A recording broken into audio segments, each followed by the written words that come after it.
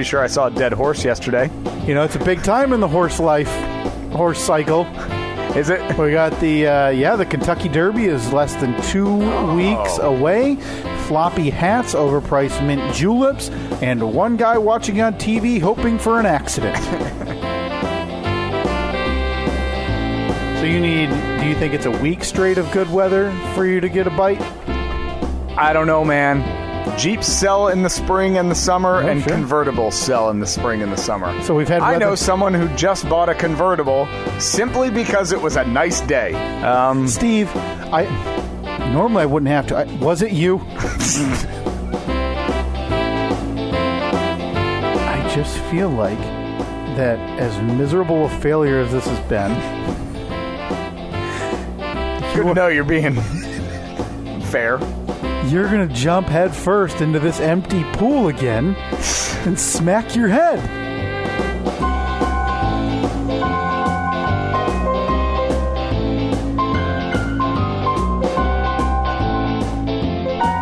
We're just going to get it right out of the way.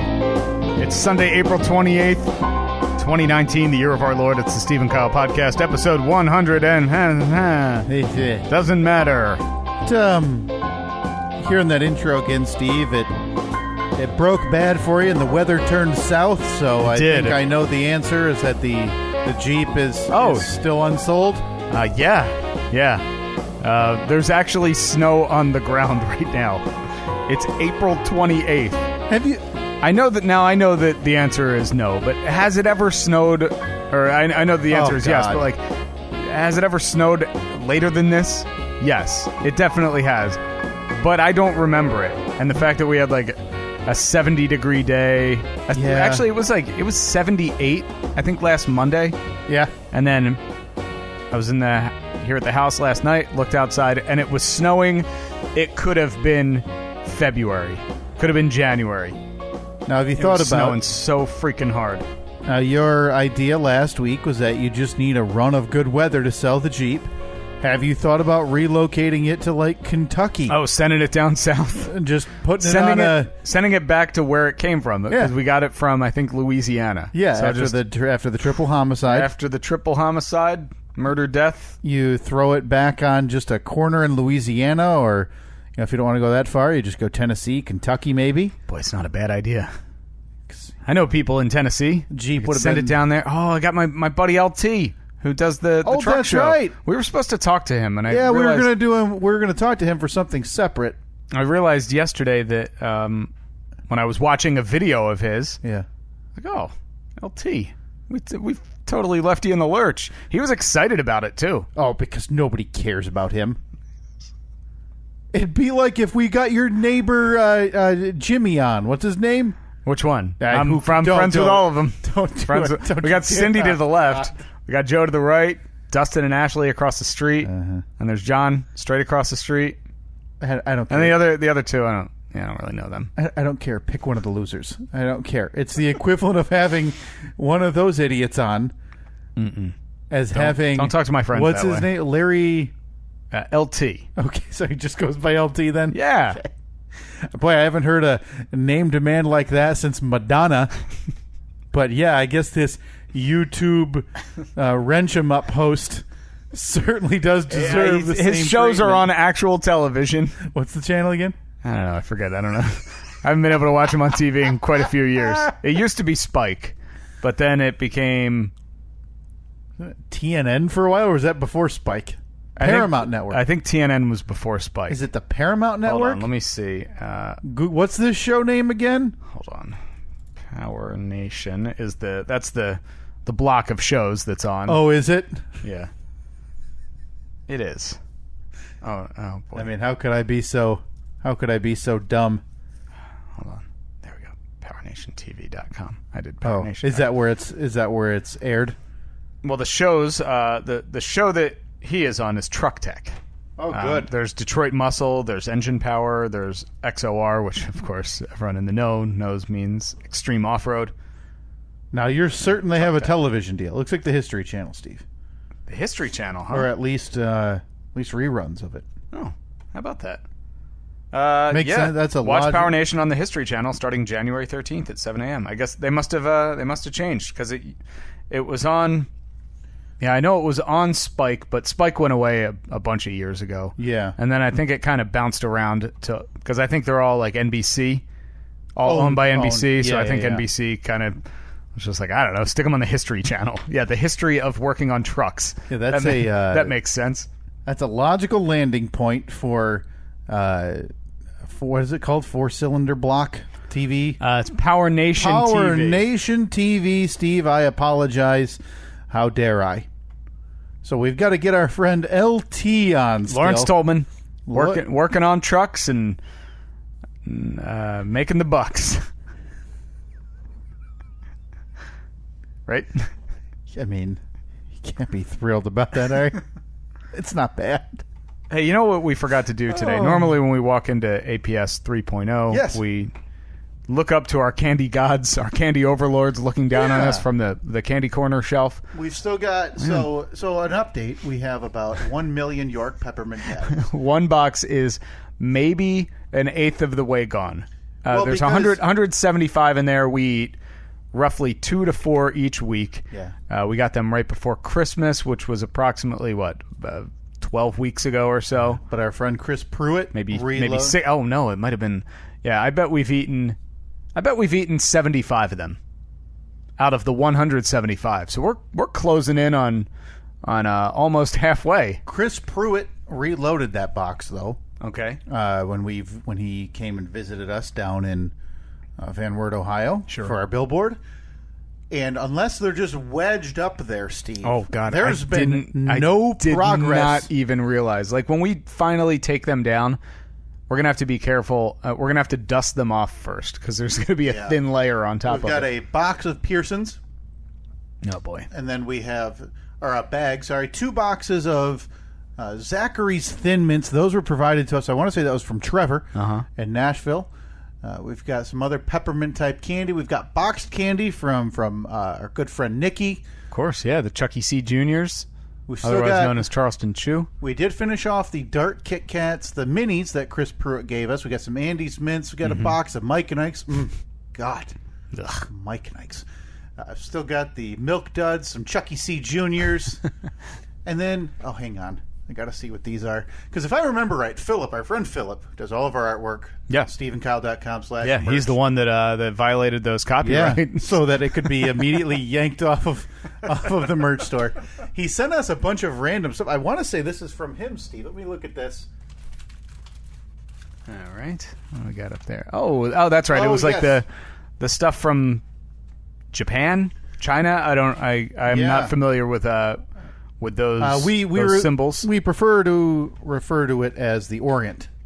The Orient. Yeah. Okay. Now mine actually it's all in a different language except for very few things here in English, such as 70 Taste Tradition, Sweet Red Bean Jelly. Let me find out what this thing tastes like, Steve. No, hang on. Oh, I like how it shows the ingredients. Candy. And taurine. Oh, taurine. It's an energy drink. Good. Yeah, I'm glad that they specified that there is candy in this candy. So, do you have Yeah, you know what? Have you ever seen the Google Translate app where you hold it up to you see people like tourists hold it up to a sign and then it'll translate it for them? I know you're living in 1999 with your iPhone there, but Google on this Google Pixel phone has a Google Lens. So okay, I can take it'll highlight. Oh boy, I've never used this before. Oh, yeah, sure. Google, yes, you do need access to my contacts. Oh, yeah. You can It send just identified your MacBook on accident. Okay. All right, that's weird. So I can point. Let me see. Oh, nice. It highlights the block of text, and then it translates it. Let's see. Oh, boy, I can't wait to taste that. Oh, that's Young Yang Gung. You know what I think I did? What'd you do? I think I'm holding it upside down. Maybe. Yeah. Okay, that can't be right. Young cannot be the name of the candy. Come on. This is exciting because now I pulled the candy out, Steve. What does it look like? Is it a chocolate bar? No, it looks like Oh no! Did you ever use That's not a good sign. Did you ever use that stuff where it's like a two-part epoxy, and it comes in 2 bricks, and then you like knead it together, and then it reacts, and it forms like Let me see this. like an indestructible paste that you can patch your gas tank with. Oh no! What is this? It's a little soft. A little, Steve? A candy caramel is soft. This is not soft. This is... I don't know another way to put this. It's a bar of jelly. It is, yeah. Well, I mean, I did get one translate off of there, Steve. Sweet red bean jelly. Well, mine didn't say that. Check the other, because mine had... It was all Chinese on one side, and then, it was part English on the other side. Like I said, wow. It was 70, a bunch of symbols, taste tradition. Oh, well, it actually does say that there, too, by the way. Young, yang. Yun, yang, gang. So it wasn't Google Translate being weird, but this is the one thing that's popped up on Google Translate for me. Chain sheep. Thank you, Philip, for sending us Philip, jellied sheep. This is awful. Do you think... This is awful. Chain sheep. Is this sheep jelly? Okay. I don't want to do this. I have to try it. Yeah, you gotta. Just like, can you peel off a piece, or is it like bubblegum consistency? No, I mean it's bending as it's it's bubblegum is like it starts harder, right? There's no. Yeah, but is it like the consistency after? Is it the consistency of pre-chewed gum? Oh boy! God. Oh boy! That's not going to taste good. We got the little bucket over there that you can spit it into, but I'd appreciate it if you didn't. Chain sheep jelly. Hold on. This is need to. Maybe it'll be really good. Okay, chain sheep jelly. Yeah, that's what it translated to. So give it a shot. See, it's like a weird. Like it's very soft, squishy, malleable. It's like when I played Play-Doh with my nephews. Take a bite out of this thing. No, whole thing. No! Come on. I can't do it.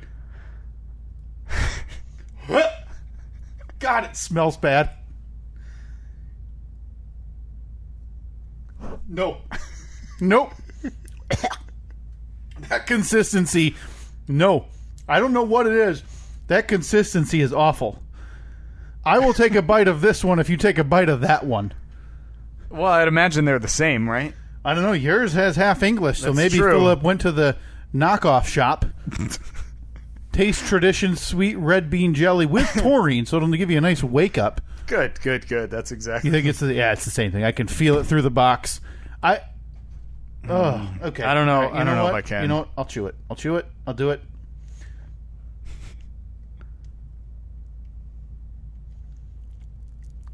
Oh boy, that sounds like paste.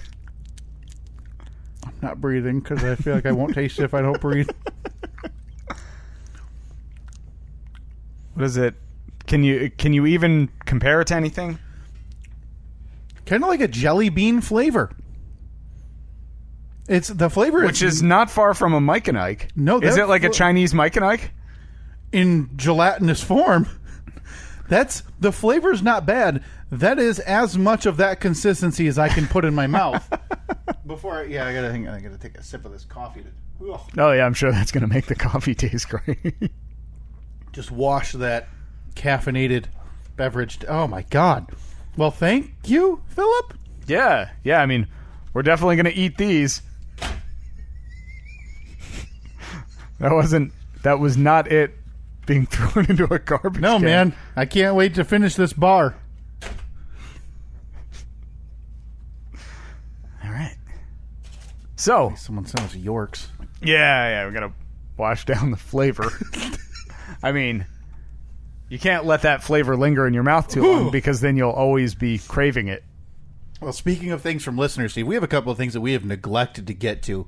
We have, it appears you've gotten gifts in the last week. I did. In the last week or so, we've had the side gig has had a bunch of live shows, live engagements. We're gotten to meet a ton of people. A lot of people who listen to the podcast. Mm-hmm. Always appreciated when you show up to the side gigs shows with your main gig merch on.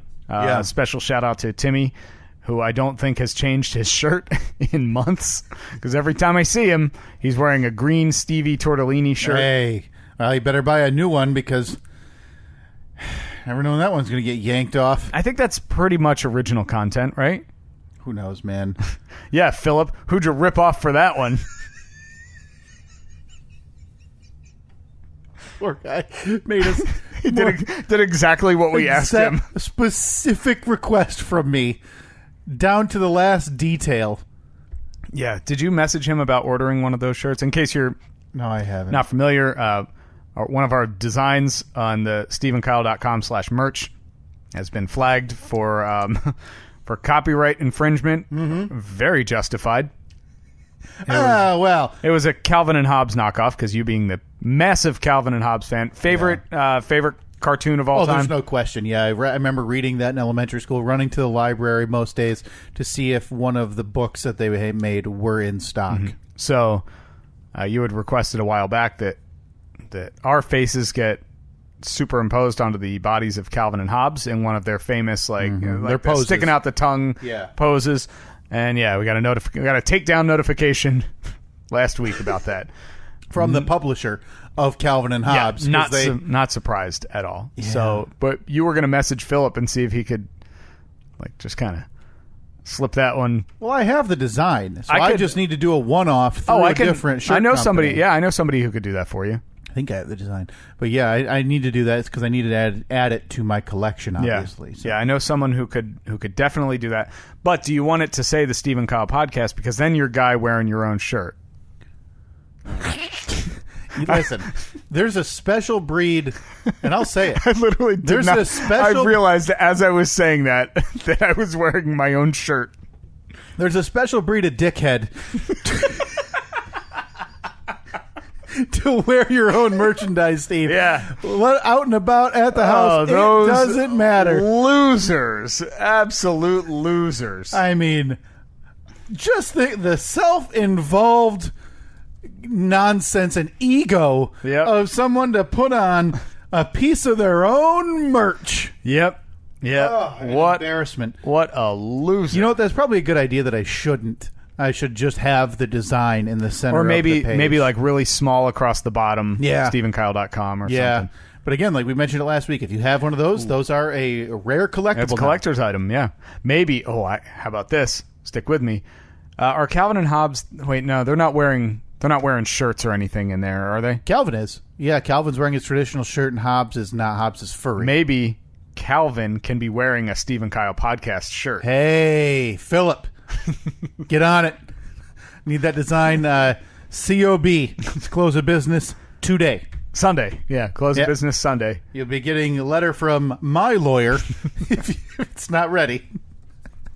So yeah, you've had the live shows, and again, thank you to everybody who wore the merch and brought the merch and used the hashtag Invade Grand Rapids. That's a big deal. Mm-hmm. And we've talked about there's other live shows coming up, but we'll get to that in a little bit. But first, we got gifts from our friend Timmy. I kind of want to play the audio that I have of Timmy first. Yeah. I didn't know you had audio. Just because it is so perfect. Timmy was at the show in Kokomo, Indiana on Friday. And at the end of the show, we do segment 17 with the bonus audio and video podcast. And we have a contest going at the end of segment 17 that started years ago, tongue-in-cheek. We were going to do the facts of the day because the one of the prep services that we subscribe to always gives you these facts of the day, and they're always corny. So we started initially by making service, right? Yeah, we started initially by making fun of them, but then we turned it into a game where everybody gets to free beer reads the fact, and we get to buzz in, try and guess the answer. If you get the answer right, you get a point. Add up all the points. At the end of the year, somebody's the grand champion. Mm-hmm.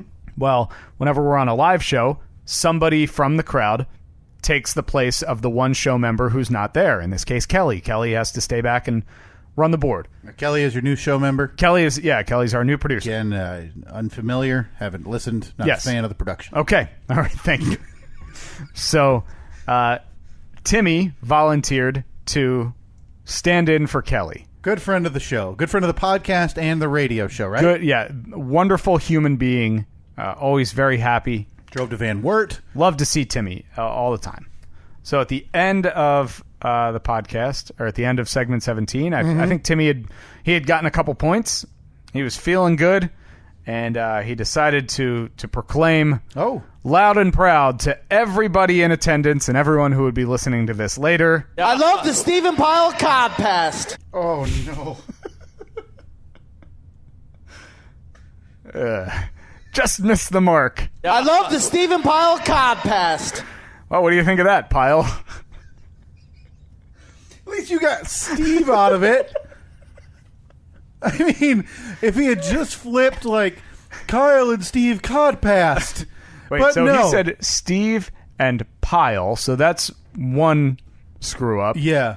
And then Codcast. podcast became... I love the Stephen Pyle Codcast. Codcast. So he kept it past on the end, but switched... No, but he said past on the end. It's cast on the end. He screwed up 3 times. Oh, yeah, you're right. It is not past. This is not a podcast. Maybe I should know what we're doing here every week for 100 and blah, blah, whatever episodes. Come on, Pyle. Oh, my God. Get your ass together. That is a shining beacon of what we do around here, that we're so memorable that this is what people think of us. I love the Stephen Pyle Codcast. Well put, Timmy. Well put. And I didn't hear that, so I started seeing some things on our Twitter. Yeah, I was hoping that nobody was going to say anything, because I wanted it to be a surprise. But so the audio was still a surprise for you? You had not heard it. I had not heard anything. And again, normally I throw a like on all the tweets and stuff, that most of them that I remember. Mm-hmm. No idea what any of these meant, so I didn't. Because I was like, I don't know what the hell are they talking about. Could be an insult. So, but I see Zach has designed an updated logo for us. I did see that. Zach, you need to send that to us immediately so I can upload that to the merch store. Mm-hmm. Need to have that. Maybe... because did that one have pictures of us? That was the one where it was Bebop and Rocksteady. No, there's right? a couple of options with that logo. You can either get that one with you, Steve, and me, a Teenage Mutant Ninja Turtles villain. Oh, Zach, can you update this to have me, Steve, and then next to me, Kyle? Just a pile of garbage. Because it's what Timmy wanted. I love the Stephen Pyle Codcast. Good gag. Yeah, just like a big steaming pile of dung. I'd like to see what Philip's interpretation of the Stephen Pyle Codcast would be as well. If you have time to do that, Philip, I'd be curious to see how that turns out. But yeah, I'll throw that logo up there. I have a few more I have to throw up on Redbubble. If I get time early this week, I will. All of those designs should be up on our merch shop this week, and that is the one I've been talking about for a while that needs to be up there, about my 4th grade career as a conflict manager. Conflict manager. I was thinking conflict resolution manager. That we have a gorgeous design from, that I think you can only buy in hot yellow, and if I see an order not in hot yellow, I'm canceling it, and I'm filing whatever that Calvin and Hobbes publisher filed against copyright us, something or other, to get it yanked off of the merch store. So that's the one that says conflict manager, and then underneath it says, I just signed up for the pizza party or something. Because the story went, Steve, is that I did this in 4th grade for a few reasons. You had meetings, I think, but really they were the guys for pizza parties. Mm-hmm. And then at the end of the year, if you did the whole year, you were able to go to, the local university or whatever for essentially a track and field day where you could run around the basketball court, swim in the pool, do all of this fun stuff. But to do that, you had to be a conflict manager. So you were the kid out on the, out at recess, walking around with a clipboard, looking for conflict. Yeah, anytime conflict would arise, I would be there to solve those conflicts. So, yeah, it says conflict manager on it. I joined for the free pizza. So that'll be up on the merch store as well this week. I forget, did you have the sash on? No sash. That was only sash. for safety patrol. Yeah, no, I just had a big yellow vest that said conflict manager on it, and then I was it's like a beacon for people to kick your ass. I was fired for my role as conflict manager, as we all remember, because I was just there for the pizza, and I stopped showing up to my shifts. So there was like World War III out on those recesses because I was skipping shifts. Yeah. So there was battles and cliques being formed, gang wars being fought. Yeah. All under the nose of the conflict manager boss. Yeah. Way to. Which it's one of those. That's one of those jobs that they're at their staff meeting in June or July before the school year starts, and all of these teachers. Hey, we have all of these activities. We need to divvy them up. Now everybody knows usually one of the lower education, hey, business, they're going to be a football coach because they're not doing anything. So this guy, I don't even remember what he taught, but I remember what he looked like and everything. He decided to jump on, sure, I'll manage the conflict managers. A bunch of fourth graders trying to solve problems. Half of them can't even write, Steve. It's public education. Yep. It's not like we're in the top echelon of the world here. And he decides that's the sword he has to fall on. In hindsight, he's probably begging to teach choir. Just begging. So look for that, StephenKyle.com/merch. That will be up soon. Well, thank you, Timmy. Your efforts are duly noted. Even though you legitimately called me a pile. I love the Stephen Pyle Podcast. I love his excitement. What was there any reaction from anybody? Oh yeah, there? of course. And Timmy realized it immediately. Like 1 second later. He said, "Oh, I really freebearded that one." Because in my mind, your show cohorts are sitting there like, what do you do wrong? I don't know what he's talking about. Sounded fine to me. Yeah. I don't know what a codpast is. I make too much money to know what those poor people are doing. So after Timmy proclaimed, I love the Stephen Pyle Podcast. He pulled me aside and he said, "Hey, I got some gifts that I want to pass along to you and Kyle." So there are two boxes, gift wrapped. It looks like about the size of a Cheez-Its box. Steve, if we have to make a stand here, if these are more Yorks. I don't think they are. We need to put it to bed that we don't need Yorks. Yeah. No, it's so there are two of them.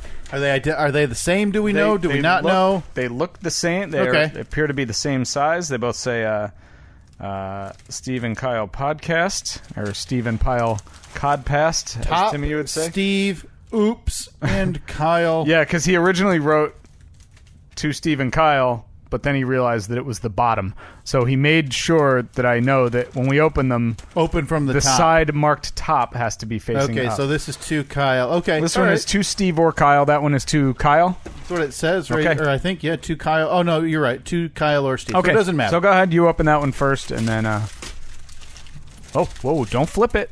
Oh, sorry. I got to keep it up top. This is the...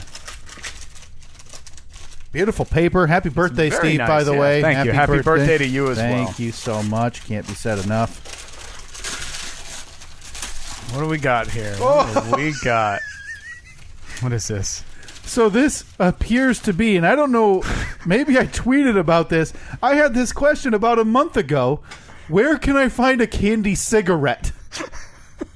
So Timmy not only found the candy cigarettes, this is a case. A 24 count, and I'm assuming that's 24 packs. 24 packs. Each containing, I don't know, how many. If it's a normal pack, Steve, it's going to be 20 fake cigarettes, and I demand. So that means we have 480 cigarettes. Just add them to the 370 Yorks. Okay. Boy, look at this. Man, oh man. All right. Thank you very much. This is outstanding. Because I thought, look at that. I thought the box was a little heavy. Oh, it's got some BLC in it. BLC, Steve. Now, again, I'm retired, and so I'll give this to the star softball player of the podcast. I'm retired, too. I am not on a team this year. I'm still I'm a free agent. If anybody is looking to sign a softball player. That's right. King's Candy. A box of fake cigarettes. Oh man, I got the Stallions. Well, 20's a lie. Do you think? Oh, it's 10. I was going to say it's like 9. So they got one guy at the fake King's candy factory just. Wait, this is not even remotely a cigarette. Hang on. So they even got rid of the red on the end? It's just a line of sugar. It used to be red on the end, Steve. Yeah. It used to be like cigarette. These are glorified toothpicks. Oh, boy. Oh, we've got Target. Maybe Target has the red on the end. Timmy, this is outstanding. Thank you so much. I was just thinking about these. Wow. Boy, I wonder what's in this box. All right, here we go. So as of right now, we have these are like candy toothpicks. We have by the 250 cigarettes. Oh, look at that! It's exactly the same thing. World's king size candy. Boy, is this great! This is so many. Those taste exactly like they did when I was a kid, and they are very bad. That's because they were made when you were a kid. When do you think the last time they had to manufacture candy cigarettes? I wonder if... So, Timmy had to have gone to one of those, like, nostalgiacandy.com sites or something. Maybe, Timmy. Yeah, you got to let us know where you got these. These are outstanding. Or like those sites where you can go and buy discontinued food. Like you can buy... Well, don't open it from the side so you can see it's perforated. You can take out the King's Candy logo. Well, I want to take out the BLC first. But, yeah, so this is like, hey, go to this website and you can buy Pepsi Raspberry or something. Put this right next to the Oriental jelly that's not in the trash can. No, there is no chance I would throw these out. These are going to be a nice little treat.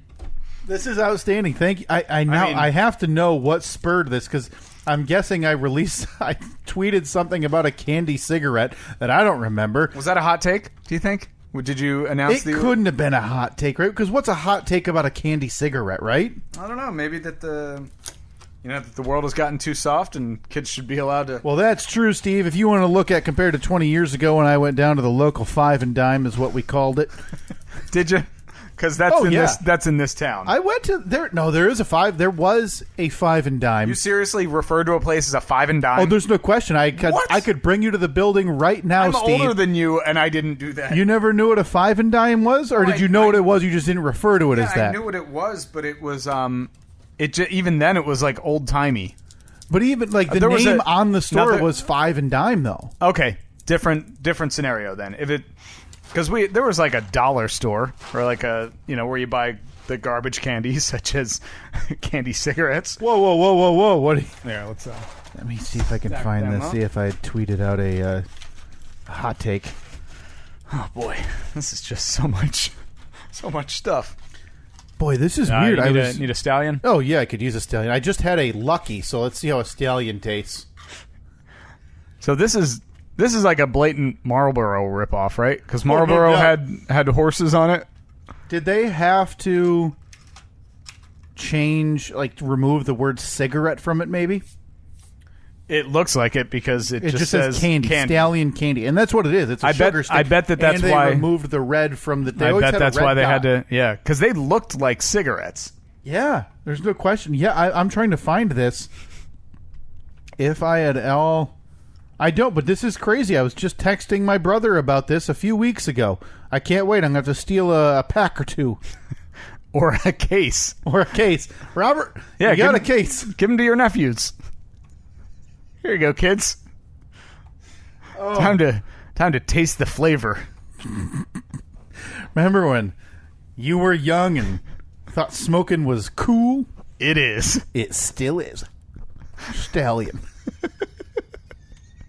Is that their tagline? Has to be right. Remember when you were young and you thought smoking was cool? It still is. Stallion. And you can see where it brought him. Selling cases of these to Timmy, who had to find a candy black market is the only way I can properly think of it. Yeah. But we've got Big League Chew coming out of our rears now for our retired softball things, and it's probably time we mention that, Steve. I don't think we ever officially announced it, because the last time this was addressed was probably 3 months ago. Yeah. Well, It's done. There was no bluff. The dream ended. There was no bluff on my end. There was no bluff on your end, and I wasn't personally. I was not going to let you not playing stop me from playing because I still enjoyed it. I would have been offended, but you would have. Yeah, if you played. If I okay, yeah, fair enough. I mean, if you don't want to, that means I can't. That's how it works, man. So, yeah, a couple months ago, team captain Nolan Young had sent out the message on Facebook saying, "All right, who's in this year?" I replied, "I'm in." I don't think you ever said anything. Haven't said a word. So we all took that as I don't think he's playing. Well, in hindsight, if there were 9 or 10 and it was that close, I probably would have joined on a as much as I can basis. On a as needed. So like if we knew that we needed one. Yeah, well, even then I would have been a regular. Like if it was, hey, I'll be there just as a sub, but I'll be there. Right. But it's very hard. My wife works until not home until 7:30, so there would be nights where we have games at 6:15 or 7:15 where I can't really just bring a 6-month-old to the dugout in his car seat. And, what if he's crying? I'm sitting there on the outfield or catching, and he's just yelling at me. Yep. So it wasn't going to work. But, yeah. Fair enough. Totally legit reasoning there. I thought I'd stay out of it. I figure let's watch. See how it happens. Team develop. So the initial message went out to little fanfare. I think it was shocking. Part of the issue was I think 3 of our guys have moved away out of state. So friend of the podcast, Jake, moved to Iowa for backcracker school. Back to the quad tries. My former coworker Ryan moved to St. Louis to be with his wife as she goes to backcracker school. Really? Yeah. Oh, I didn't know that they were all doing the same thing. He had brought 2 friends and former baseball teammates, and whose names I never knew, by the way. Mike. Mm-hmm. Yeah, sure. And the other one. One of them, Ryan. There was 2 Ryans in them. Okay. Yeah, so Mike and Ryan, and the second Ryan had moved. The one message went out to the group saying, "Hey, who's in?" And the first reply that I think I remember seeing was, "Mike left the group, Ryan left the group." Okay. So they were gone. So I guess they're not in. So from the fall, that's 4 players right off the top that we lost, and I don't want to. So we were at 4.5 people gone. And we were already, towards the end of last year, we always struggled to have enough people there. Right. There was always the message that went out 2 hours before the game. Hey, does anyone have someone? Can anyone grab get an extra guy?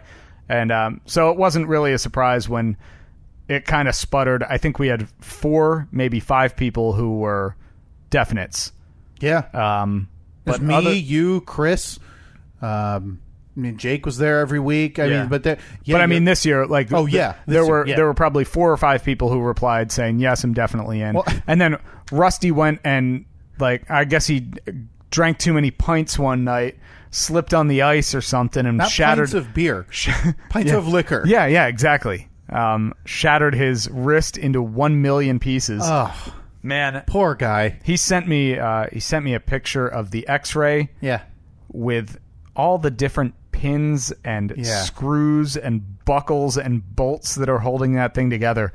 And we were texting back and forth a little bit, and I was like, "Well, what do you think they were thinking with this one?" And there's just a random one that shoots through his finger at a weird angle, or it's like the doctor sneezed when he was. Yeah. Well, that'll hold it together. It'll hold something. Yeah. So Rusty was one of the definites, which in hindsight he wouldn't have been able to play anyway. So we probably had 4 guys that would have been there. So we could have done pitcher, catcher, first baseman, and 1 outfielder.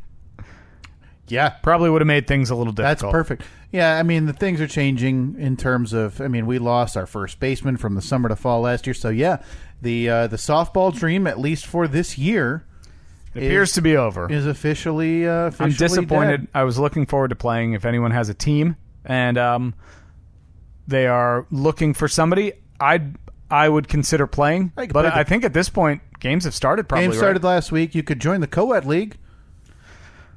I would join the co-ed league. Yeah, I don't know if they need guys. I've seen. Yeah, I think usually the co-ed league, because typically you have to have 4 women on the field. 4 women on the field at any time, and that's always the struggle. It's never a struggle to get 6 guys. But yeah, if your team needs a player, of mediocre quality, as long as second base is open, and as long as the number 2 spot in the batting order is open, Asinine. and as long as you haven't given away the number 2 jersey yet. Hashtag 222. Yeah, that's why the team died. Got batting you second. I don't know. I played pretty well. Yeah, I was batting last check, I think like 980. Oh, wow. Well, I didn't realize you were keeping that close a tab. So, so the softball dream is dead, at least for this summer. Who knows about the fall, but I doubt it's going to change drastically.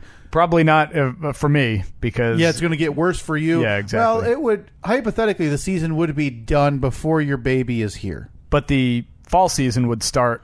Because fall season starts in like the beginning of September, doesn't it? Yeah, it's in... No, and that is due in November? No. September 14th. September 14th is my first guess. Sounds like Annette's due. Mm-hmm. So, yes. Yeah, boy, it'd be... She's not an elephant with like a 3-year gestation period. I can't. You just called her an elephant. I said she's not. Yeah, I heard what I heard. Totally different. It's the exact opposite. Yeah, boy, you'd be able to play like 2 weeks, and then she goes into the that's when Katie went into labor last year. It was the night of a softball game. I want to say it was our last or second to last summer league game. Yeah, because I remember we were leaving, and because typically I would see you on Sundays to record the podcast, and then did we play Tuesdays or Wednesday? Yeah. So it was when we were leaving Wednesday. I was like, all right, man. See you Sunday? Yeah. I don't know. Yeah. Kind of up in the air. And then I remember I think it was the next morning when I was at work, you had sent me a text saying that you had gone to the hospital pretty early in the morning, right? Yeah, it was like 1 in the morning. Yeah. So I, dealing with all the, trying to carry the softball team on my back. Sure. Guy just needs a night's sleep. Was that the night that I locked my keys in my running vehicle? Yes, it was. Same night. Yes, it was. I didn't get home until a little after 10. I could have left, but boy, the joy on my face. That was the night that our game finished so quickly. It was awesome. It was that we started like 10 minutes early. Yeah. Then we mercy ruled them, and it was the late game, the 8:15 game. So I think our game was done by 8:30 or so. And I'm skipping back to the parking lot. I'm like, I'm going to be home in 20 minutes. This is going to be great. I'll be in bed by 9:15. And then started the car, and then for whatever reason turned around to talk to, because everyone was just kind of hanging out in the parking lot, turned around to talk to everybody, shut the door, and I don't know how the door locked, because I would have had to physically lock it. I'm not sure. I don't know how it happened. And then I ended up waiting there for an hour. AAA was on the way, and then somebody was able to break in through a team effort. Coat hanger. We were able to wrangle a coat hanger in. Unbelievable. And pop the lock. Unbelievable. Yeah, so that's my lasting memory of softball last year and probably forever. You don't think that you'll I don't know. You'll get the itch? The reason I stopped was the same reason we had this off season. The reason I stopped organizing it. Now, 2 years ago I organized it, and it's just a nightmare. The stress is too high and trying to make sure you have enough people. So I said the following year I'll come back, but I'm not organizing anything. I don't want that. Mm-hmm. So Chris did it, and we had very, very similar issues most weeks with people not showing up late, starting with 8 in the field, 9 in the field, whatever. I think it'd be the only way I'd consider coming back is if there's a team kind of set in stone. But even still, it's going to be a little difficult. So, and you'll even be when you have boat. Even when you have a team set in stone, even if you have 12 guys who are all like, "Yep, I'm there every week," something always comes up. 3 are out. It's over the summer. People are going to be away on vacation. Yep. People are going to have work-related things. Yep. So maybe next year. Here's to 2020. I'm hoping. Team Remax 2020. Never. Here's the deal. I'll come back and play softball for Team Remax when we open up APS 4.0. So. Okay. 2020 never. Sounds like a deadline on both. Remind me after we're done recording, because I had an idea for how I think I want some of it to look. Oh God, I don't care. Okay. Well, I mean that's not fair. I do care, Steve. I do care about this mythical studio that's never going to happen. I don't know. I feel like you just said you didn't care. Yeah, you're right. I don't care. Okay. We got that money in the budget, though. We're budgeting. How much? Haven't looked. How much should we make this month on T-shirts? $2.80. I mean, we had a huge March. I think we made $22. I mean, February to March was insane. March to April, wasting everybody's time. Not so good. So yeah, we'll refresh that. We'll get a couple new designs up there on the merch store, SteveandKyle.com/merch. Speaking of stuff from listeners, we have neglected this for too long, Steve. It's been a month. Our friend Jesse Douglas, who lives, I want to say, in northern Minnesota. Oh, I thought he was in... Or in the UP. I thought Jesse was in Wisconsin, because I know Wisconsin, I'm sorry. He's come to our shows in Green Bay. I mixed Wisconsin and Minnesota up. Yeah, lives in Wisconsin, and he had made us in years past a song for something. I forget what it was, but he had made us a song before. Did he do the Living in Style song? Yes. Yes, no, the EDM version, I want to say, of Living in Style. Because then somebody else had done, like somebody from another podcast, My Ponderous Podcast. Yes. You're still around? I don't know. Let's look him up. That My Ponderous Podcast. And this was just one person who would just wander through the vastness of his mind. Yeah. Well, the most recent update is episode 3. And if we talked about this... That was when we first started. 2.5 years ago. I mean, it was, I bet he produced an intro for us. Week 6? Yeah, so... August 15, 2016, Steve. 25 minutes long. They muse over water and energy conservation. You know what? You got to bring this back. Hang on, I can click request. I remember that episode. It was about... it was like the age-old debate of what uses more energy... when you dry your hands with the dryer in the bathroom or paper towels, because the dryer uses electricity to run, fossil fuels, but the paper towels obviously come from trees that are cut down in the forest. I officially requested new episodes. Just there you go. Click a button and they send them an email, Steve. So My Ponderous Podcast, stay tuned to your podcast feeds. May be back any second now. He was one of our podcast friends, one of our first. He was. Speaking of, there's things I think he was the only one that listened to this episode or listened to this podcast who didn't know about the side gig. By the way, I've wanted to ask that for a long time. If you are one of those unicorns who found this podcast, not radio show related, that has no idea of what the actual side gig is, I want to hear from you, and I need to talk to you. Yeah, I want to find out how you heard about it. Yeah, it's a 99%. Like, I don't want to give them credit for anything. No, because we still did the work. Yes, we did all the work, but I want to talk to you. I need to hear from you. That reminds me, there's things we've talked about. I still want to exchange podcast hits. We talked about that about 6-8 months ago, to where we'll be on your podcast, you come on ours, have a little conversation, promote each other. You know, we're all in this together, Steve. Maybe I can see if my buddy LT's got a podcast about trucks, like the Truck Cast. Well, if he does, we should have been on that months ago, and then I'll just sit in the back and go, while you talk. I like how you are revving it like a motorcycle. Yeah, well, that's how it works, right? Isn't that how trucks ride? Yeah, trucks have handlebars. They don't have steering wheels. And then you squeeze the brake, right? With your left hand? Yep. So right hand. You're a scooter guy. Is that left hand or right hand brake? Oh, boy. I got to get the scooter out. It's scooter season. That's right. Scooter season's open. The scooter club is in the throat goblins themselves. The president, CEO, here in full force. That's Steve. I tried to start the scooter. Remember the day that I told you about how I had to ride my bike to the auto parts store? Yes, in the rain. In the rain. I tried to start the scooter that day to ride it there, and the battery was dead. Oh, okay. So I jump started it, but I just couldn't get it running. Really? Yeah, I think I flooded it because I just constantly hitting the throttle. Oh man, we've got to get that thing up, and you got to get your jacket. Yes, yeah, I'm gonna go to. Annette and I were actually talking about that like a week or two ago. Getting your jacket. I gotta go. I need to go to Goodwill, find a little too small denim jacket. Yep. Cut the sleeves off, obviously, and then I'm actually going to take it to a seamstress, like a woman that she works right around the corner. She runs like an alterations business out of her home.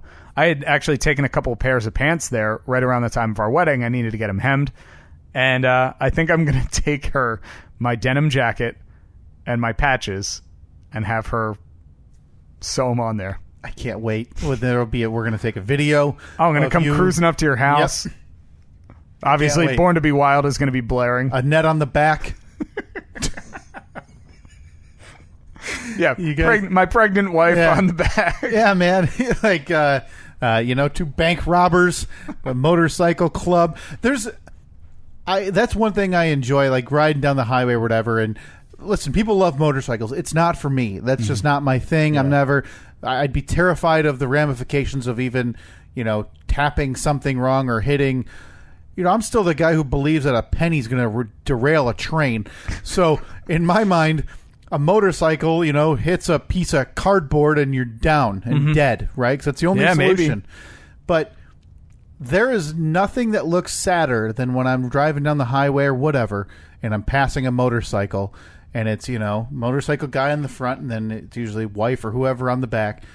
And the poor wife just has her face smashed into this guy's back. Yeah. Turned to the side. So it's just staring at nothing. Staring at the car next to them. While her hands wrapped around the waist in the world's most uncomfortable position ever. I don't know how you enjoy that without a specially designed, like, 2-seater motorcycle. Yeah. Well, it's not something you'd understand unless you felt the wind in your hair. On a scooter. Yeah. Good. Yep. Hey, that thing goes 54. I just wanted to be clear that the wind through my hair, what's left, on a scooter is what I'm missing out on. Yeah. That's right. Okay. So once I get the scooter running this year, you won't take it out for a cruise again? Did you see how it went last time? You rode it down the street about 2 houses. Terrified. Turned around and came back. Terrified. I don't know how to do it. Yeah. That was a good one there. That was a really good one. Yeah. Maybe make another one. We'll talk about that in a little bit. So Jesse... But we digress. Obviously. But to wrap that up, I do want to do... If you are a podcast who listens to this or follows us on social media and you'd like to exchange some hits, we'll be on your podcast. If time dependent, we can record it even before you, and then you can come on ours. We'll have a little chit chat, content for both of us and promotion for all of us. So let's do that. Let us know if you listen. But again, we digress. Jesse, the EDM artist known as DJ Phantom Maggot AX. Boy. That doesn't. It's aggressive, right? It's a little aggressive. It's a bit aggressive, Jesse. Maybe you should change it to DJ Fluffy Bottom. Something DJ a little Puppies. DJ Summer Breeze.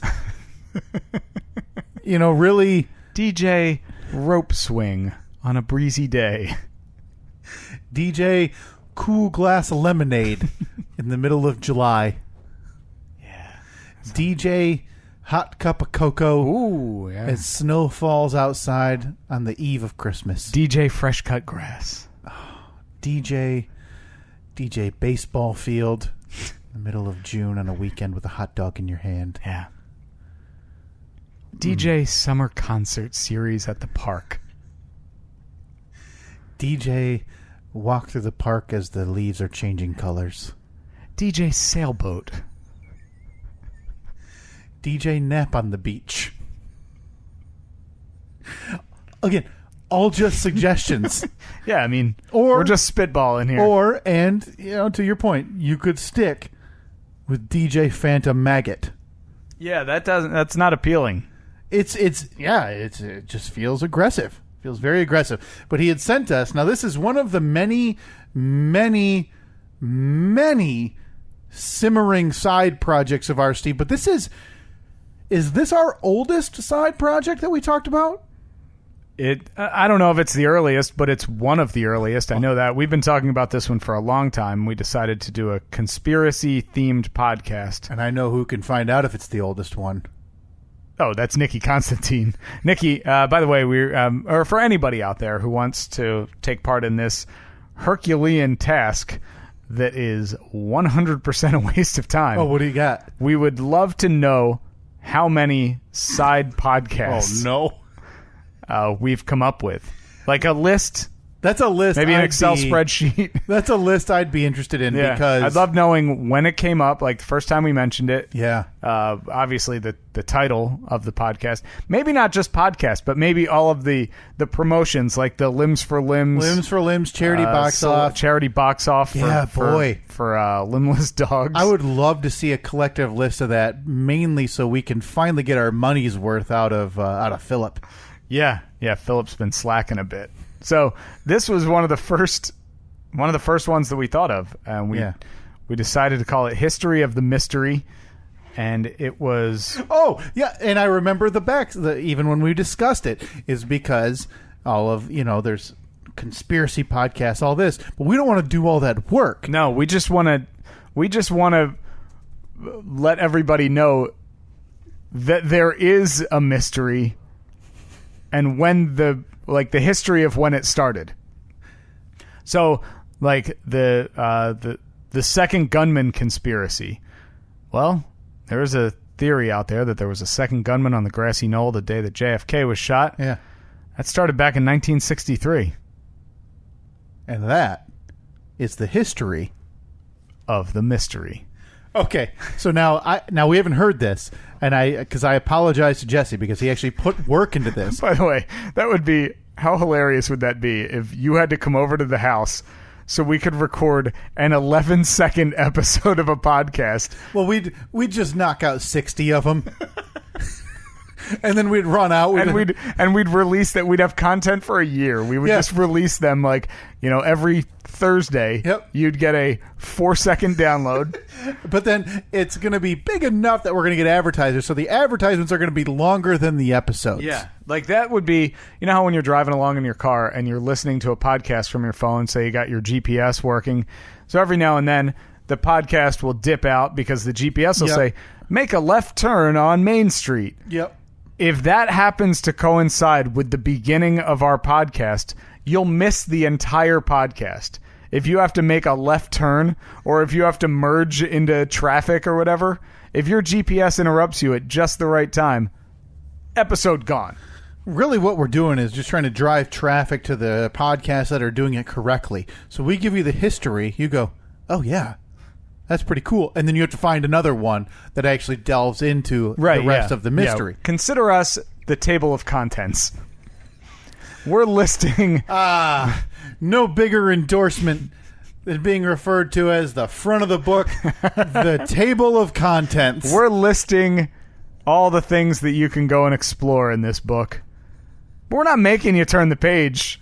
We're just letting you know the truth is out there. Which is on our post. That'll be going up in APS 4.0. Somebody had sent us, and the truth is out there. Because we are legitimately, we're both curious about this stuff. This was around the same time we talked about doing a road trip when we went and visited 2 motorcycle shops in New York. We're going to drive down we're going to just drive to the Pine Barrens to try to find the Jersey Devil or the Russian from The Sopranos. And then somehow we were going to end up in Birmingham, Alabama for a baseball game. Because we're going motorcycle shops. We're going Pine Barrens Jersey Devil hunting. We're skipping down the coast to Point Pleasant, West Virginia to see the Mothman. Mm-hmm. And then we're going to just skip over to Birmingham to go see, or Montgomery, Alabama, to go see the Montgomery Biscuits. Yes. All makes sense. And then head on back up through God's country, back home here to West Michigan, Steve. Yes. So again, if somebody wants to listen to 140 some episodes and let us know all of the sidecasts and the promotions that we've come up with, would be greatly appreciated. And then just keep the running list going. Then send it to us. We will most likely ignore it for at least a month. Well, ask Jesse. Ask Jesse, this has been in our email for a month that I remember to talk about today. Yeah. Ask Travis Branch, who I messaged in early March that we were going to call him for 2 minutes of awkward conversation. That's been 8 weeks. Yeah. That's on the radar. Yeah. I promise, Travis. But we digress. Jesse had sent us this. Our very own theme song, Steve. Now, I haven't heard this, to the history of the mystery. Yeah. You ready for it? I'm ready. I'm excited. All right. It's EDM. Oh, God. Oh, I like it. It's like, it's very eerie. Yeah, it's very sneaky. Yeah. Of the mystery.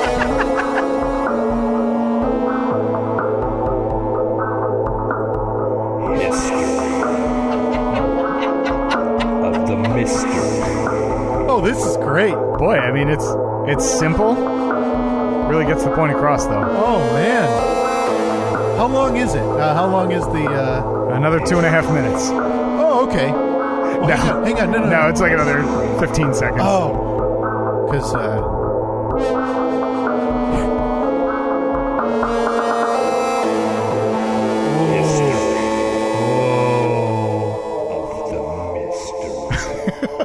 Okay. I love it. I love it. Everything about it. That is... please don't send us a copyright takedown notice for playing Everything. that. Here's what I need. I have a mystery pulled up. Okay.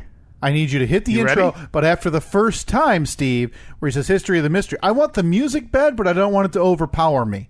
Okay. And then I'll All right, be so done. that's your intro, and then Yep. okay, And then I'll be done. I'll cue you when there's about 5 seconds left. And then I'll be done well before I Okay. need to get out. All right, are you ready? Yeah. Here we go. This is it. This is the very first episode.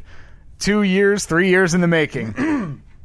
Oh boy, I'm excited. Ready? I'm, Need to I'm take like- a sip? Yeah, I'm like the main host. This is my, Yeah. I don't know what to do. Okay. Ready? You need to like do some vocal exercises. How now, brown cow? How now, brown Of cow? the mystery. Okay, I'm ready. All right, I'm going to cue you. Yep. When you start, Yep. I'm going to give you a heads up when there's 5 seconds left, so you can really wrap it up. Boy, I don't know if I can last that long.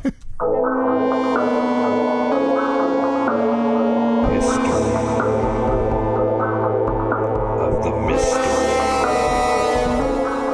In mid-1947, an unidentified flying object crashed at a ranch near Roswell, New Mexico. Of the mystery. The military claims it was a simple weather balloon.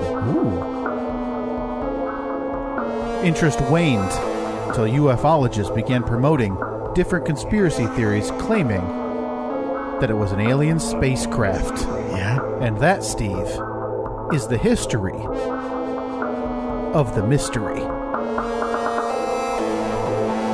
History. Of the mystery. I'm not lying. That was the greatest. Who's not subscribing to that? So each episode will be 55 seconds long. Ooh, that's 4 times more than I initially thought. Yeah, so we may have to do a little research. I mean, I don't know. That was 2.5 lines mixed with some ad-libbing from Wikipedia. So I think I've done just as much work as My Favorite Murder. Well, how about we do this? When we hit play on the intro, that's when we start doing our research. So we know beforehand what we're going to talk about, but we haven't begun any research. No. Oh, okay, so we're just going to Google search mystery. conspiracies. Hang on, let me Google the word mystery and see what, maybe we'll pick, because 2020 does these every week, and it's always the husband, but it's always like, this woman went missing, was found dead 3 weeks later. Right. So, oh boy, yeah. You just type in mystery, you don't get just all the mysteries going on. Oh, first answer: unraveling the mystery of whether cows fart. Well, I'd love to hear an episode on That's that. from the Minneapolis Star Tribune. I'm guessing a reputable newspaper in Minnesota. You would think so. Oh, this could work. Okay, so we got to wrap this episode up because we got about 50 episodes of those to record today, so we don't have to do this for another year. We'll check back in. Your kid will be like 8 months old. Yeah. Oh, that's tremendous. Thank you so much, Jesse. Now, he did Jesse, send one well without done. the lyrics, Well but done. why would we waste our time after hearing that? No, it was too perfect. Jesse also, and I hope he didn't respond to me yet. Hopefully next week we have some more audio from Jesse, who is our new show musician, because Kevin and the MacLeods never answered. So our new show musician definitely used also, Steve, this is a bit of a project he's been working on. He asked me for the audio of all of your throat noises. Oh, is he going to turn them into an EDM remix or He said something? he's going to, quote, make something interesting and mess around with them. And I believe he had followed up with me that he did create something. I can't find it. So hopefully next week we have some audio for you using your bodily noises. Great. Can't wait. And wait. those can be, and we can listen to a song created by our friend Jesse. Again, you can follow him at Phantom Maggot AX, soon to be changed to DJ Fluffy Bottom, or any of the other alternatives that we gave. Little too aggressive there, Jesse. It really, like... Little too aggressive. Like, hey, what are you doing tonight? Oh, I got a concert. Oh, no kidding. Anybody I'd know? I don't know. You know Phantom Maggot? No. You know Fluffy Bottom? Oh, yeah. Love Fluffy Bottom. Like, they have what? I mean, Dead Mouse. It's not aggressive, but they got someone named Marshmallow. Yeah, I've heard of him? You've heard of Him? You've heard of it because Or her? I don't know. because that sounds inviting. A marshmallow sounds better. Like, listen, if you and I are at a picnic, Steve, and maybe a campfire, and I give you two options. And one is you can roast a marshmallow, or two is you can eat a phantom maggot. What are you going to choose? I think I'm going marshmallow. Thank you. So DJ S'more is the only alternative for Jesse to now rebrand himself, so he can one up marshmallow. All right, so we have just a little bit of time left here. Do we want to get to... Oh, of course, we have to finally put a bow. There's a chance we may not get to our Fast Five today. Happens. But, so... It doesn't. I don't know why I said that. We rarely ever miss our Fast Five. I don't know why I just lied to you and everybody by saying, no, it happens. That's all right. It's a big day here in the discussion den. I'm getting pumped. Are you getting pumped right now? Of course, yeah. This song I want is to go playing. shoot some hoops, like post up on a guy, and then fist fight.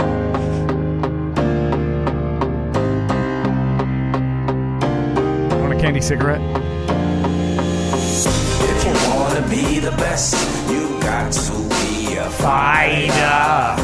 If you wanna be the best, All right, well, thank you. What am I smoking here? Is this Yeah, this is still the Stallion box. Oh, nice. Very nice. This is obviously, Steve, it's multiple brands, I believe. There was the Lucky, Lights, Target, Kings, and Stallions. Lights. Lights candy, not a candy cigarette. It's a Lights candy. So All right. This is the conclusion this week, Steve. This is finally it. Only 3 weeks after the basketball tournament wrapped up, Steve and Kyle, we finally wrap up the Throaty 2 Throat Goblin Tournament. Yes, this was 32 noises that came from my innards. Actually, 29, right? Because 3 of them were yours. 30. No, 2 of them were mine. I had 1 eliminated in the Throaty 2, Cardia Center of Medicine. Advanced to the Steve 16. Craw Academy, though, lost to the University of Jowl. And in the Steve 16, Cardia Center of Medicine ended up being upset by the number 5 seed Loud Stomach State. So I only had 2 out of 32 and only had 1 advance to 16. None of them advanced to the What I Ate. All Steve sounds from the last 8 to the Phlegm 4 to the Tonsil 2, the championship round this last week. It's been a flurry of activity. The votes pouring in over the last week or so. Now, this is a big matchup, Steve, because I believe 3 weeks in a row I've declared the end of Cinderella. Yeah, you definitely have. So we had the number 1 seed Pharynx Polytechnic. Oh boy. Versus the number 7 seed Acid Reflux Correspondence School, otherwise known as ARCS, as we call them here in the discussion den. Yeah. And listen, Shocking that ARCS... a run. Shocking that they were able to get past Phlegm A&M. They were able to get past Intestinal Rumble Arts School, Iris, of course. Fat Lip Tech, Flit. And Gut State in the first round. Juice. They don't all need to be shortened. So, this was it. This is you proclaimed the end of the Cinderella story. Again, the number one seed Pharynx Polytechnic versus the number 7 seed Acid Reflux Correspondence School. Yeah, now listen, we've seen Cinderella runs before, but this is the equivalent, Steve, of a 14 seed in the basketball tournament, making it all the way to the championship. Hasn't happened. Isn't going to change now, I don't think. I think the championship is going to be a runaway with Pharynx Polytechnic. Really? The VCU Rams did this in like 2012. We've had George Mason do this in the mid-2000s, make it to the Final Four. But nobody's made it to the championship. Nobody's won the championship from a low seed like this.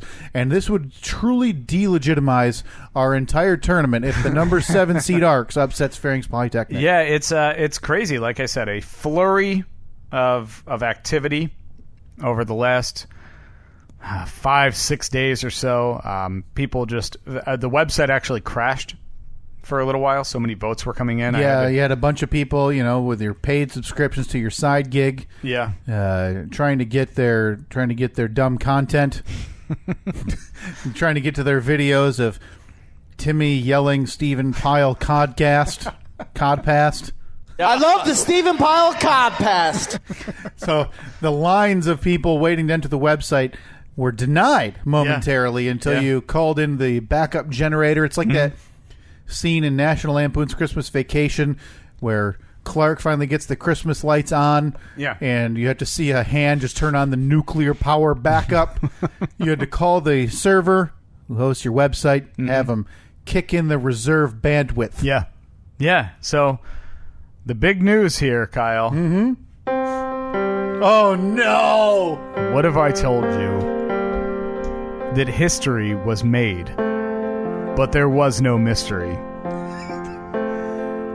That a number 7 seed could do the unthinkable. That a number 7 seed known in the discussion den simply as Arcs could knock off a number 1 seed from the left ventricle in decisive fashion. That we still don't know what a correspondence school actually is. But it doesn't matter, because everyone knows that Acid Reflux Correspondence School is your 2019 champion. Hey! The Stephen Kyle Podcast proudly presents Arcs Champion? I don't remember why, but I remembered it always has Everything to end. has to end on a question. On a question mark. Wow, so they did it, Steve. What was the percentage total there as Acid Reflux Correspondence School makes its way all the way to the championship and wins, defeating the runaway favorite Pharynx Polytechnic, had just been steamrolling the competition in weeks prior. I got some bad news. Uh-oh. I just realized that I read the results backwards. I swear to God. They lost 64 to 36%. All right, hit the music again. Hit the damn music. Oh my God. Oh no! We gotta play it in reverse. Okay.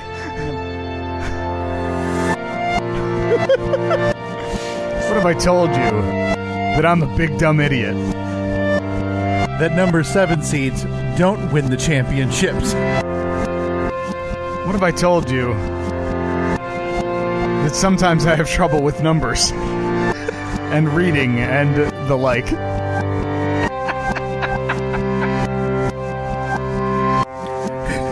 That numbers lined up next to the team names, sometimes too difficult. Oh man, can you pull up the screen? I have to see what you did here. Oh my God. Yeah. That is tremendous.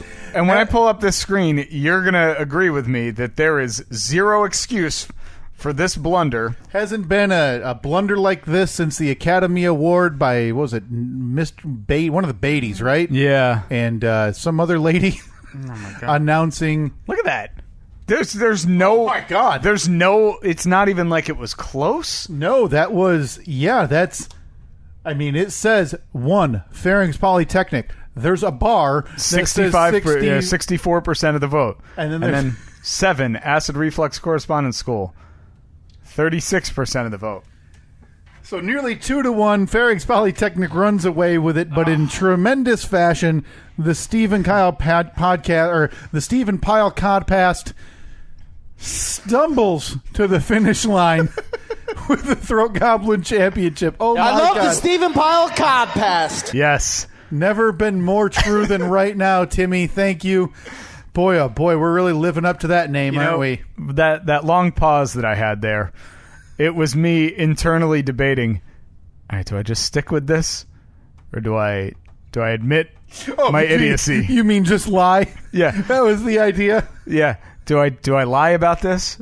Nope, can't do that. That is not the spirit of this podcast at all. Plus, there's no rhyme or reason. It's a tournament of body noises. Like, spare yourself the shame, Boy. Steve. You read something wrong about different noises your body's made over the last calendar year. Well, what a way for... You'll be hearing this one again come December. Oh, my God. That is tremendous. And as we said, that is the only fitting way for the Throat Goblin tournament to come to its natural conclusion. Return date. Just a whimper. Just an absolute whimper and a mistake. Return date TBD for the Throat Goblin tournament. That is... Oh, thank you for that, Steve. Hey, no problem. A lot of you would think that's on purpose. I can promise you it was not. I assure you. Holy cow. Oh, man, I was so happy to bring back the... I know. The 30 for 30. We haven't done that in months, probably a year. I mean, that still holds for... if you just ignore what actually happened. Right, yeah. Yeah, so if we just hold the lie that ARCs did it, that 30 for 30, will stand the test of time, Steve. Just terrible. I'm a big, dumb idiot. Fast 5, 1, 2, 3, 4, 5, 5, 4, 3, 2, 1. God, that really hurts. Not going to lie. That one's going to leave a an mark. Outstanding finish. I'm so happy. All right, I'm going to go first here just so I can try to say words. Okay, number first, Avengers, whatever. Number first, huh? Avengers, whatever. That's what I said. Yes. Number first. Number first. All right, give me another smoke.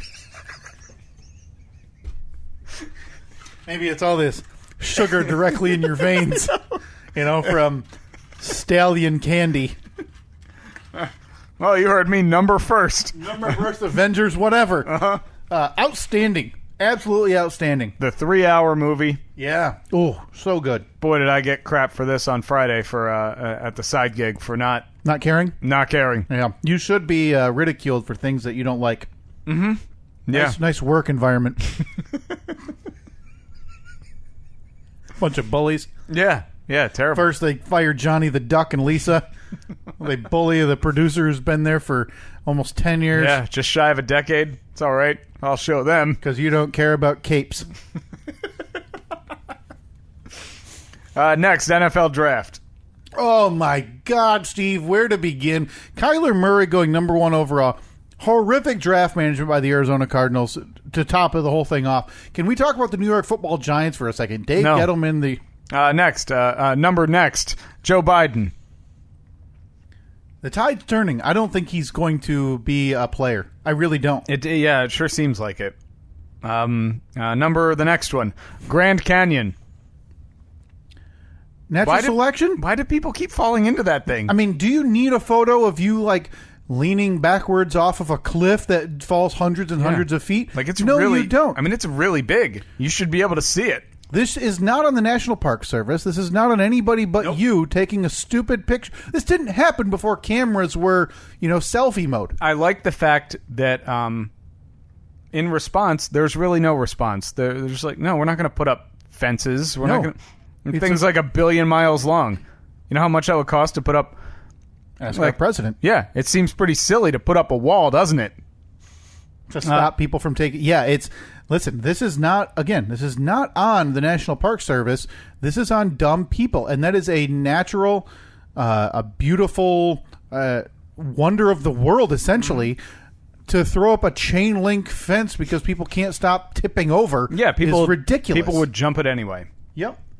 And the last one, Alex Trebek.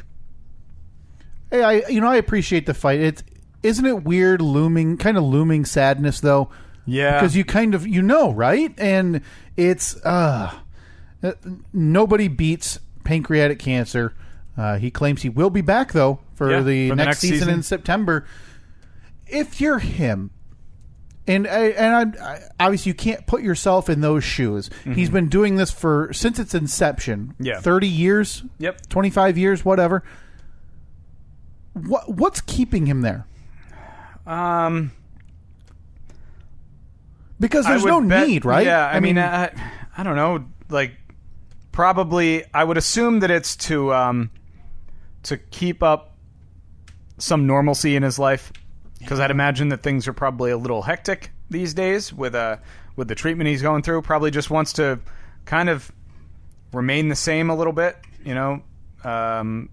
Who knows? I have no idea. I mean, there's part of me that think, you know, he wants, like you said, he wants to keep the normalcy. But part of me is, man, and try to enjoy life with your family and kids and grandkids or whatever, you know, while you battle this in privacy. But I mean, I can't tell anybody obviously what to do, but sure. I mean, that's something for me that I'd want to be home with people I love instead of on a stage doing, you know, 5 shows a day for 3 weeks at a time.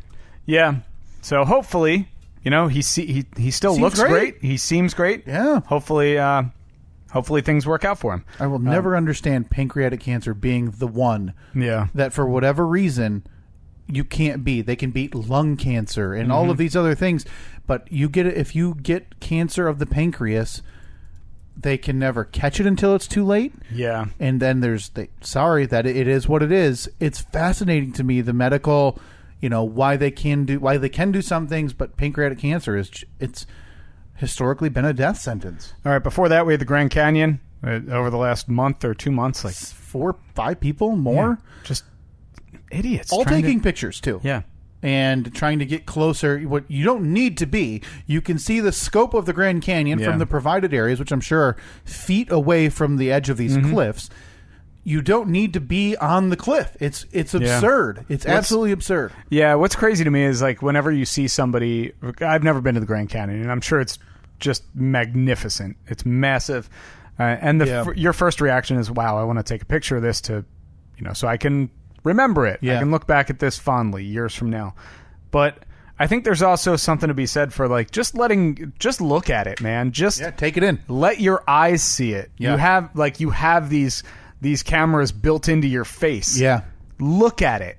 And I feel the same way whenever I'm at concerts too. And there's the people they're in the front row at a concert and they're watching it through a 4-inch screen. Yeah, I turned look with your eyes, man. Yeah, I turned that way. It was probably 3 or 4 years ago when I realized. I mean, I had videos of a concert I was at, and it was at a small theater in Detroit, and it's Childish Gambino, and he's massively popular now. At Coachella doing all these things, and I was able to see him at a small theater in Detroit, and I have these videos of him, and it's dark, and it's way too loud, and you're kind of moving around. You're never going to watch them again. Nobody wants to see them, and nobody wants to see. Yeah. You can upload them wherever. Unless something crazy happens. Yeah. But if it's just band doing a song that everyone's heard 1,000 times, doesn't matter. Don't send that to somebody because they don't want to see it. No, I'll either listen to the live version of that song on whatever music service, or I'll just listen to the studio recorded version of that song, which is going to sound a lot better than your cell phone with you in the background going, woo! But we digress. Joe Biden before that. Yeah, I don't think he's going to end up being a player. The public groundswell seems to be that he's, quote, not progressive enough for the Democratic Party and voters. So mix that in with... Seemed like he was probably forced into this, too. But it's weird because if he was going to be forced, he would have been more forced in 2016. And he was pretty adamant in 2016 that he didn't want to do it. So instead he waits until he's 4 years older. Well, I think the direction of that party is now changing pretty substantially to be more progressive and fiscally totally changing.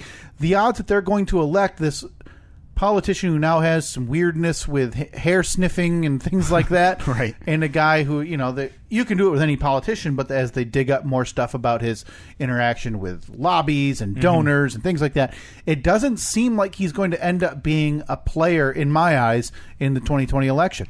NFL draft. Oh, my God. Is that thing still going on? Kyler Murray, number 1 overall. First player ever, Steve, drafted in the first round of the baseball draft and the football draft, and that includes Bo Jackson. Goes number 1 overall to the Arizona Cardinals, who just egregious management, though. Josh Rosen drafted in the top 10 overall in 2018. And number 1 on the list, Avengers whatever. 3 hours. It didn't there were some points where you could kind of feel like it's longer, but... And there was a list last week of the times that you can go to the bathroom. Yeah. Like something about during a breakfast scene or something, or that's a thing of society, though, too. I mean, Titanic was 3 hours, and I don't remember that being a major clamoring. Was it really? Yeah, because that was one of the first movies they ever had to release on 2 VHS tapes. Oh, okay. But I don't remember that being, something that had to be talked about. But it also, we're in a day and age now where if a YouTube video is more than 2 minutes, you're not watching it. Attention spans are so short. But for this, I feel like, 11 years. I stopped listening to you 10 minutes ago. What? I think 11 years of build-up for this gave it a lot of room to wiggle with. So is this was it a culmination? Yes.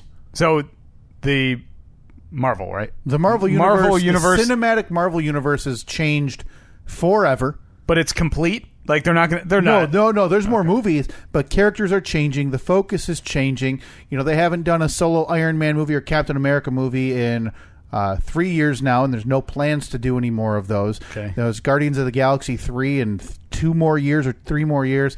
Yeah, it's Black Panther. You have your Captain Marvel. You have all of the new phase characters that they've brought in that are going to start taking the mantle. But yeah, 3 hours. But if you're a fan or if you've enjoyed these movies, the last hour alone makes up for any type of stalled or, kind of long waits in the middle of the movie, where you might feel like it drags. The last hour, the crowd just going bananas in our theater. Went to the first showtime here on Thursday at 6 p.m. So, just cheering. I love that environment because the alternative is kind of bored chit-chat and cell phone checking with other people. Yeah. So I can deal with some cheers and an enthusiastic crowd for an event movie of this nature. So it was a big thing for you. Oh, I loved it so much, Steve. Cried twice. Fast 5, 1, 2, 3, 4, 5, 5, 4, 3, 2, 1. The NFL draft. Oh, boy. Yeah, what do you think of the Eagles Haul? Well, they got that guy who is the defensive specialist. Yeah, the big one, the specialist on the defensive side of the ball. Huge day for my Eagles. After that, Robert E. Lee. Robert E. Lee, the Civil War guy? Yeah, back in the news yesterday again. Oh, what did he do now? Yeah, he's still dead. Oh. It's unfortunate. Somebody tell his family? Happy anniversary. What happened with that? That is Donald Trump related. I know nothing about it. And we'll get to that on the turnaround. Okay. After that, NRA. The NRA, Steve. NRA, they love their guns. They love their people with their guns. Being sued or investigated by the New York Attorney General. For? Improprieties with cash and other items. And being a lobby. So, yeah, New York's been taking the first footprint against the NRA in terms of all the states. That's not going to do anything, though, right? No, but they declared them not a... What did they do a few months ago that was going to give them a lot of tax headaches and might put them into a hole? And so now this is the next step of that, it seems like. Okay. So, next, Jeopardy James. Oh, boy, that guy's on a tear, right? I love him. I love him so much. So he, the current big money winner is Ken Jennings, like 2 point something million. Yep. Over the course of 60-some episodes, 60-some appearances. He did 74 wins in a row. And this guy is more than halfway there in, a dozen episodes. Yeah, he eclipsed the $1 million mark last Tuesday. He's now won, I think, 14 in a row. Day 15. Have any of them even been close? No. So this guy... he is bidding... Now, listen, before Jeopardy James was on the show... Is that what they're calling him? Yeah. Jeopardy James? I don't know how to say his last name. It's Holzhauer. Holzhauer, okay. Before he was on the show, the highest earnings ever in a single day were $77,000. Mm-hmm. He not only passed that, he's passed that 5 times. So he keeps breaking his own record. $131,000 is the new high water mark. He's bidding on Final Jeopardy $50,000 and $60,000 at a time and doubling his. It's because insane. Wasn't he? Did I read something? He's like he's a gambler. He's a professional gambler. He's a professional sports bettor. He's well within his comfort zone to bid huge sums of money, massive amounts of cash. It's house money. Yep, it's not his. So if he loses it, he's not out anything. Now what? So that was his legit like day job. He was a gambler. Yeah, he lives in Las Vegas. He's a sports bettor by trade. That is his. Man. That is what he declares himself. That's my dream. That is absolutely incredible. My dream to study handicaps and other bets. Not only is he good at, like you said, studying handicaps, sports betting. Yeah. He's obviously very knowledgeable about. Although I wonder how knowledgeable he is about sports, or if he's just one of those guys that he doesn't need to know how the Texans are playing this year. He just needs to look at the stats and plug that into whatever formula he uses. Yeah, so Friday he won his 17th straight.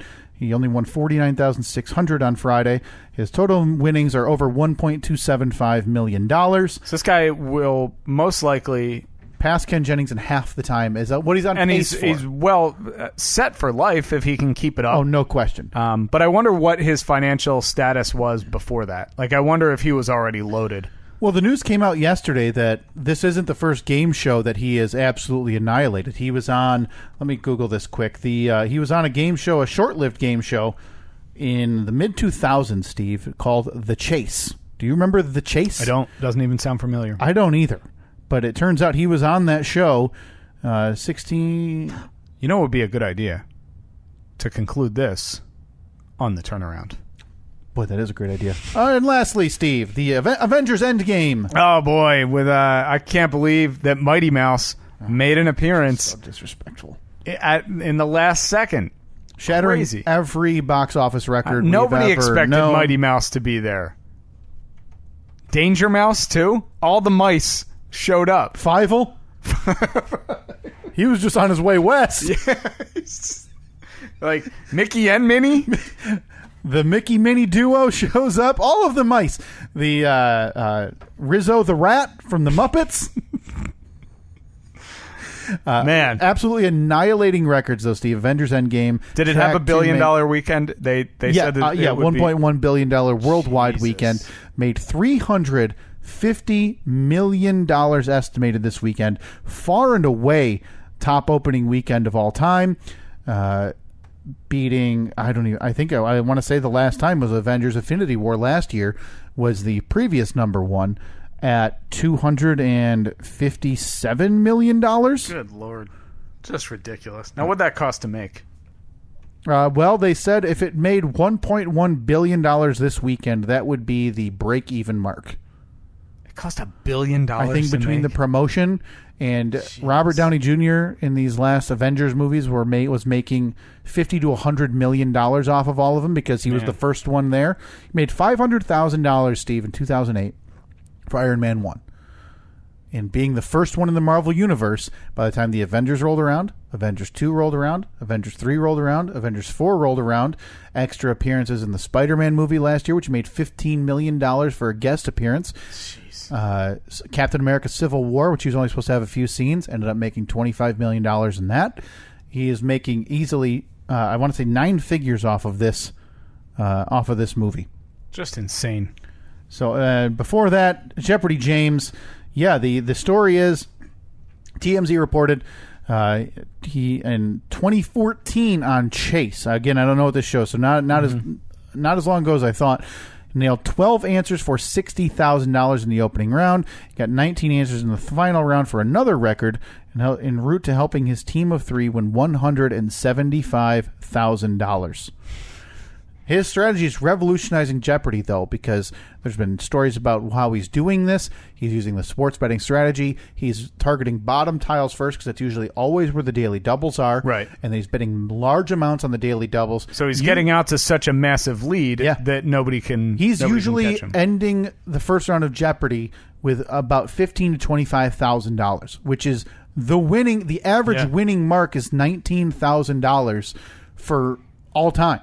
And you can say what you want about his strategy, but the guy knows the answers. Yeah. So, I mean, it's not like he's just a smart bettor. Mm-hmm. He's a smart person because he knows the answers too. And he's crediting a lot of it. He goes, hey, I read an ebook on Amazon about how to use the buzzer. And that's changed everything. He just knows how to buzz in faster and better than everybody else. Yeah.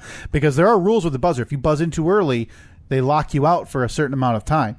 You have to time it from when Alex finishes the question. You cannot buzz in before.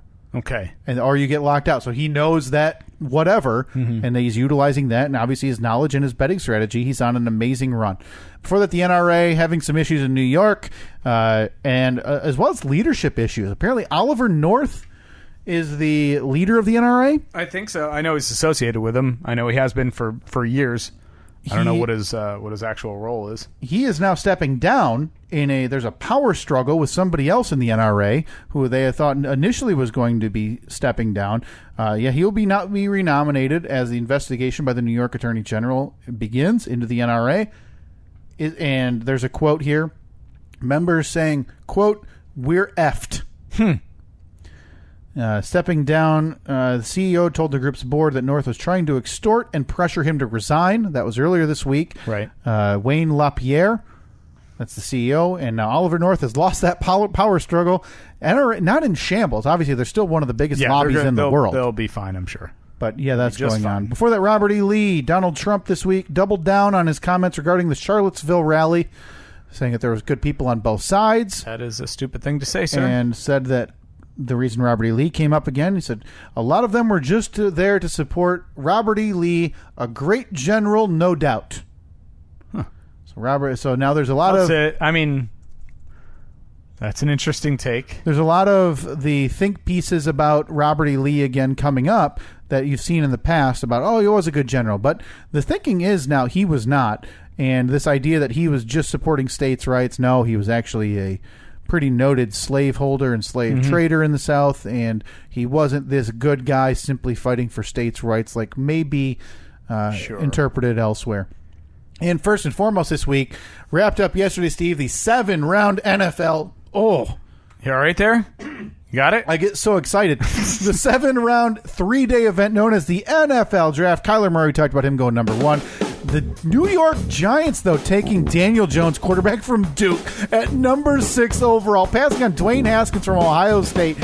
Dave Gettleman getting absolutely shredded in the press as the GM of the New York Giants. Oh, man, that's weird. Why does it always happen? Whenever you're talking sports or superheroes or Halloween movies, it always just cuts out. Horror movies, comic books, sports. Really a lot of interesting things. Yeah, I don't know. It's stupid things broken again. I mean, but the Patriots, again, cleaning up in the NFL draft. All right, enough of this. Enough of this garbage. Nobody cares about your footy ball. As you all remember, either Arcs or Pharynx Polytechnic has won the National Throat Goblin Championship. Still to be determined. I think we'll probably try to upload that shirt design. Yeah, the completed bracket. StephenKyle.com/merch. Yep, we can do that. On Twitter, Facebook, and Instagram at Stephen Kyle. You can download, subscribe, and review episodes of the show in iTunes, Apple Podcasts app, Google Play, TuneIn, Stitcher, YouTube, Libsyn, Spotify. Never did get that iHeart thing figured out. Maybe one day. It's not on our end. We don't know what to do. We'd love to be on iHeartRadio. I don't know who utilizes that, but you can find us on Spotify, which is what most people use anyway. Call or text your questions, your comments, or concerns to 424-30-SK-POD, 424-307-5763. And that's about it for this week. I guess we will talk to you next week. You got anything else? No, that's it. All right. Hopefully more crappy candy is in the works for us for next week. Very rude to Timmy. I mean, great candy. There's only one way. No, the Timmy candy was great. It was the Phillip candy. The bean jelly? Yeah, what was it? Chain goat jelly beans? Chain sheep jelly. And as always, thank you to everybody for listening to the Stephen Pyle Codcast. I love the Stephen Pyle Codcast.